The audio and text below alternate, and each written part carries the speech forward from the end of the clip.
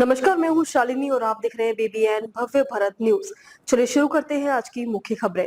घुसपैठियों के खिलाफ बंगाल में कड़ा ऑपरेशन। सीएम शुभेंदु की चेतावनी के बाद भारत से भाग रहे सैकड़ों बांग्लादेशी। पश्चिम बंगाल के मुख्यमंत्री शुभेंदु अधिकारी ने कल्याणी में बैठक के बाद साफ चेतावनी देते हुए कहा कि जल्दी जल्दी भागो, नहीं तो जो करना है सरकार करेगी। उन्होंने अधिकारियों को निर्देश दिया कि हिरासत में लिए गए घुसपैठियों को जल्द से जल्द बांग्लादेश वापस भेजा जाए। नई भाजपा सरकार की डिटेक्ट डिलीट डिपोर्ट रणनीति के तहत अवैध बांग्लादेशी घुसपैठियों के खिलाफ सख्त कार्रवाई शुरू होते ही पश्चिम बंगाल में सनसनी फैल गई है। मंगलवार को उत्तर 24 परगना जिले के भिथारी हाकिमपुर बॉर्डर पर सैकड़ों बांग्लादेशी बिना दस्तावेजों के भारत से वापस अपने देश भागने की कोशिश कर रहे थे।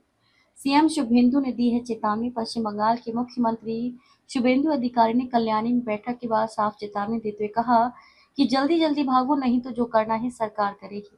उन्होंने अधिकारियों को निर्देश दिया कि हिरासत में लिए गए घुसपैठियों को जल्द से जल्द बांग्लादेश वापस भेजा जाए। स्वरूपनगर क्षेत्र के पास बांग्लादेशी पुरुष, महिलाएं और बच्चे बॉर्डर क्रॉसिंग की ओर रुख कर रहे हैं। बीएसएफ जवानों ने उन्हें हिरासत में लिया और बॉर्डर गार्ड बांग्लादेश डीजीबी को सौंपने की औपचारिक प्रक्रिया शुरू की।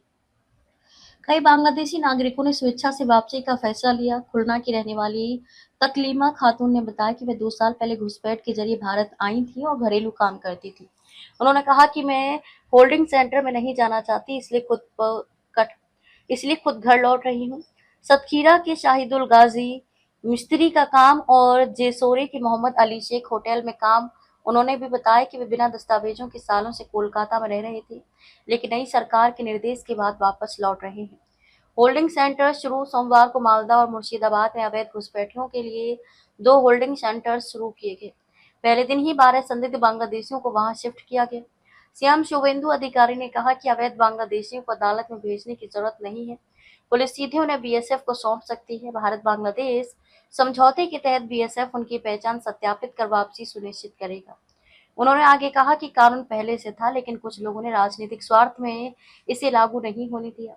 हम देश और राज्य के हित में कानून लागू कर रहे हैं। बीएसएफ अधिकारियों के अनुसार हिरासत में लिए गए लोगों की पूछताछ, फिंगरप्रिंट और फोटोग्राफ के बाद बीजीबी से संपर्क कर वापसी की प्रक्रिया पूरी की जाती है।